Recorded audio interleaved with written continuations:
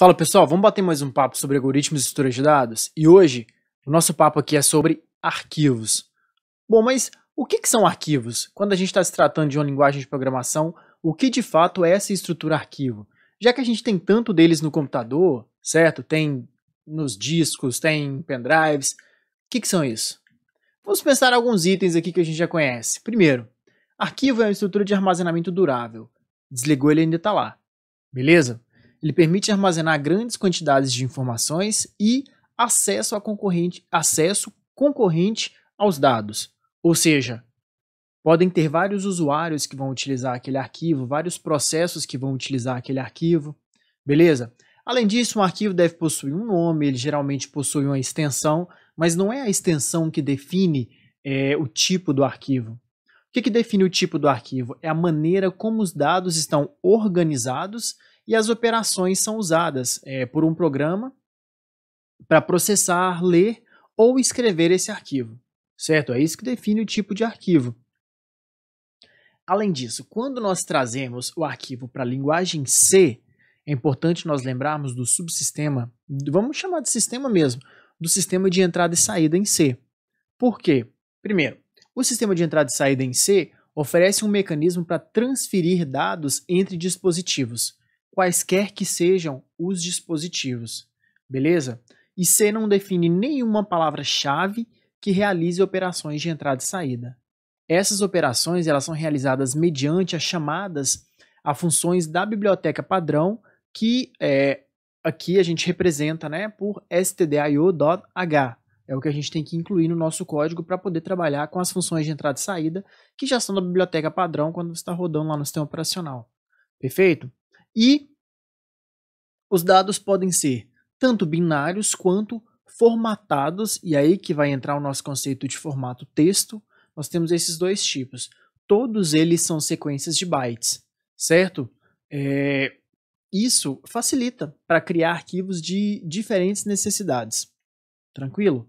Mas, antes disso, já que a gente estava falando do subsistema de entrada e saída em C, nós precisamos entender a diferença entre stream e arquivo. Por quê? Vamos pensar o seguinte, o sistema de entrada e saída em C, ele oferece para nós, para os programadores, uma interface, galera, bem consistente, independente do dispositivo e que a gente pode chamar de camada de abstração de hardware. Ou seja, toda vez que a gente vai conversar, e quando eu digo a gente, é nosso código, toda vez que o nosso código vai conversar com um dispositivo de entrada e saída, um teclado ou um console, do tipo virtual inclusive, uma impressora, certo? Um monitor, um disco, alguma coisa assim, não interessa para o nosso código de onde esse dado está vindo, por assim dizer. Não interessa se ele está vindo do disco. Quando eles chegam para nós, eles chegam como um stream, ou seja, eles chegam como um fluxo. Stream você pode pensar em fluxo de dados, literalmente, um fluxo de dados chegando na memória ou saindo da memória, certo? Os dados eles podem ser manipulados em dois diferentes tipos de fluxo, tanto binário quanto formatado, binário ou texto, certo? Essa abstração do arquivo, essa abstração é que é a chamada de stream. Agora, quando essa stream vai lá para o dispositivo físico para ser salva, ela é descarregada lá no dispositivo real é que é chamado arquivo, beleza? Antes disso, não. A gente chama por praticidade. O sistema de entrada e saída em C, ele permite trabalhar com diferentes dispositivos, terminais, discos, e esse nosso sistema de arquivos em buffer, ou seja, o que é buffer?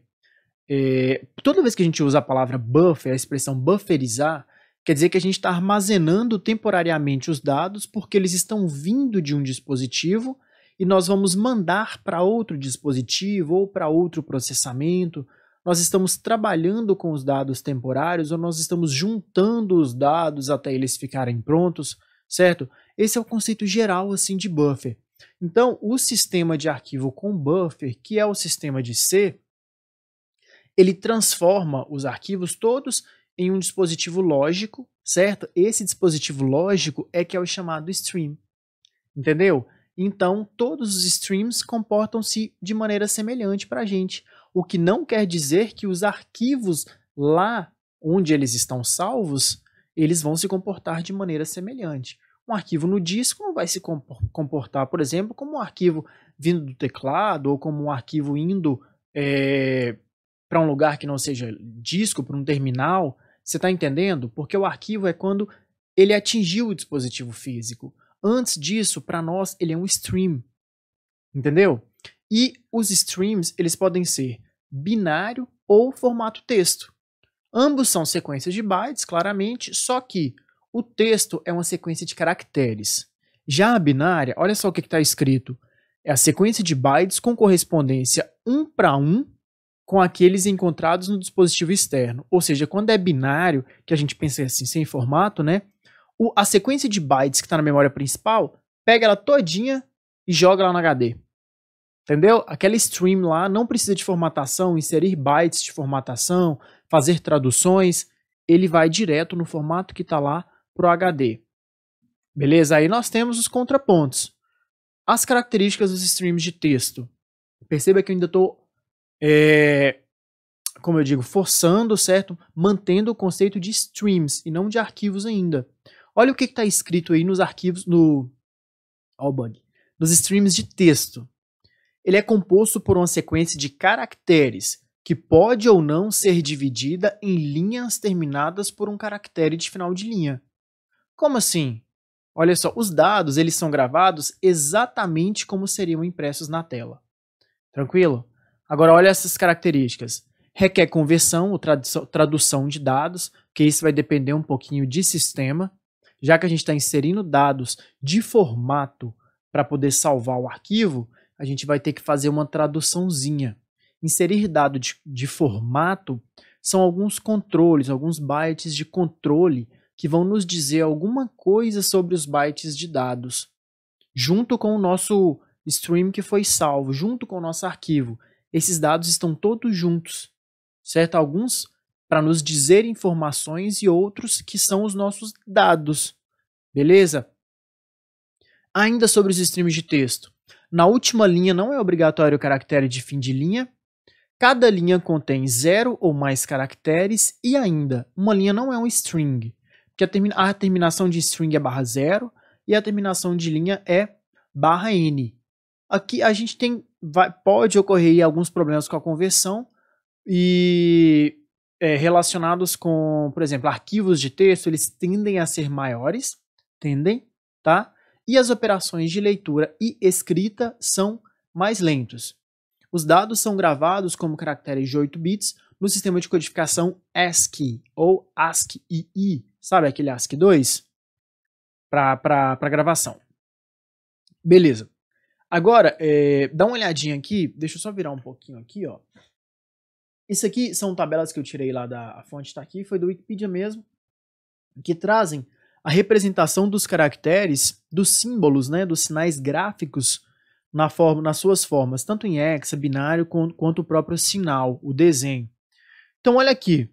Pensa que tem alguns sinais gráficos que são para impressão, são imprimíveis, e aqui a gente tem, então, ó, onde está escrito sinal, as pontuações, alguns caracteres, letras maiúsculas, números, e para cada um deles existe um equivalente binário. Claro, é o que está armazenado na memória, é o que está rolando na memória, é isso. Da mesma forma, tem alguns sinais que são de controle.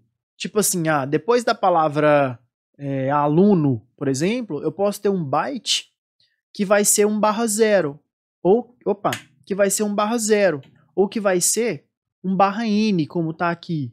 E isso é uma sequência, certo? E existem diferentes códigos. O mais conhecido é o ASCII, que é o ASCII 2, que é American Standard Code for Information Interchange. Ok, mas além disso você tem, por exemplo, o Unicode, que já não usa só 7 bits. Tem o TF8, que vai ser uma união aí do Unicode com o ASCII. Pode dar uma pesquisada nisso. Agora, ASCII, que é o ASCII 2, vai resolver o nosso problema aqui, porque os arquivos são salvos neste formato. Beleza? Neste formato não, nessa codificação. Além disso, nós temos streams binários. que está escrito aí para o stream binário? É composto por uma sequência de bytes lidos sem tradução diretamente do dispositivo externo. Ou seja, a sequência de bytes que você guardou no HD, ela vai chegar para nós e vai para a memória principal. Igualzinho, nós vamos ter que tratar de onde pegar esses dados, como saber onde termina um dado e começa outro, no programa, no código. Beleza? Os dados são gravados exatamente como estão organizados na memória, não ocorre nenhuma conversão, e aí vem normalmente utilizado para salvar dados que serão lidos pelo mesmo programa. Justamente porque a gente tem esse probleminha não, essa característica de não ter um formato padrão, certo? É você que está criando, você que vai ler isso. E os blocos de dados da memória podem ser lidos ou gravados diretamente para o arquivo. Ó, pegou igualzinho, descarregou.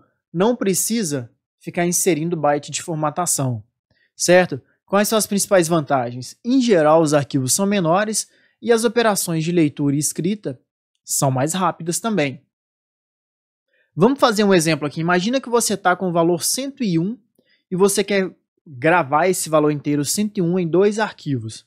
Se for um arquivo de texto, você vai ter que converter caractere a caractere, utilizando o caractere para o 1, para o 0 e para o 1, os códigos binários, 3 códigos binários de 8 bits, como a gente tem aqui, ó, 0 e 1, e isso vai virar uma sequência binária. Já se você for gravar o 101, o número inteiro 101, num arquivo binário, você tem lá na memória, concorda comigo que o 101, no byte que ele ocupa lá, ele já está escrito como um código binário puro? É só pegar e descarregar. Não tem essa conversão. Entenderam? É um exemplo simples aí para vocês terem essa ideia de stream de texto e stream binário.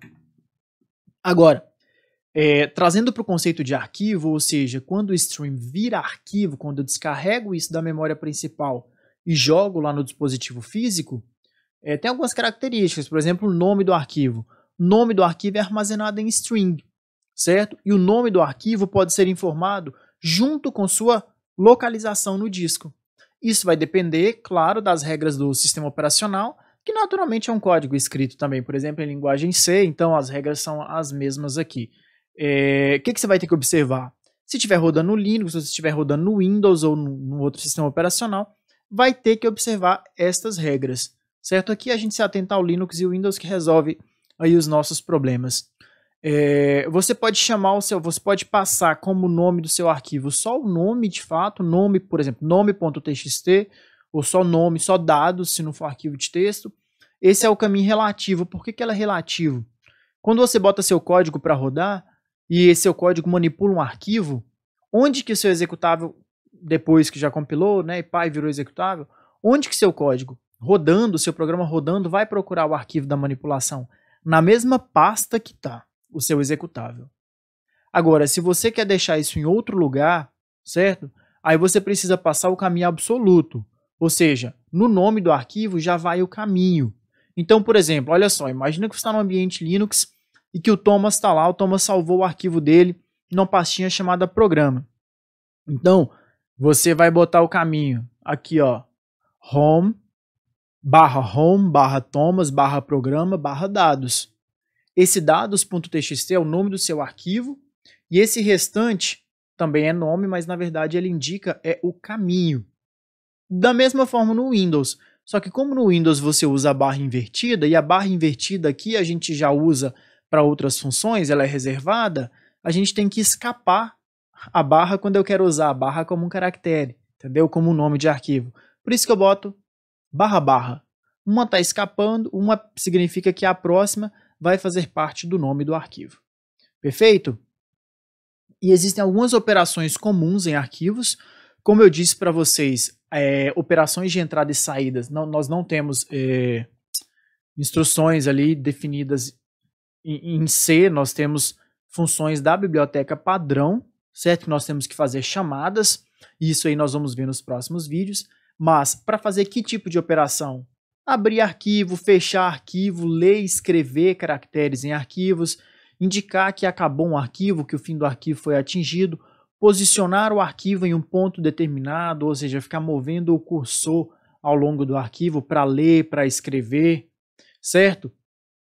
Ao final de todas as operações, o programa tem que fechar o arquivo.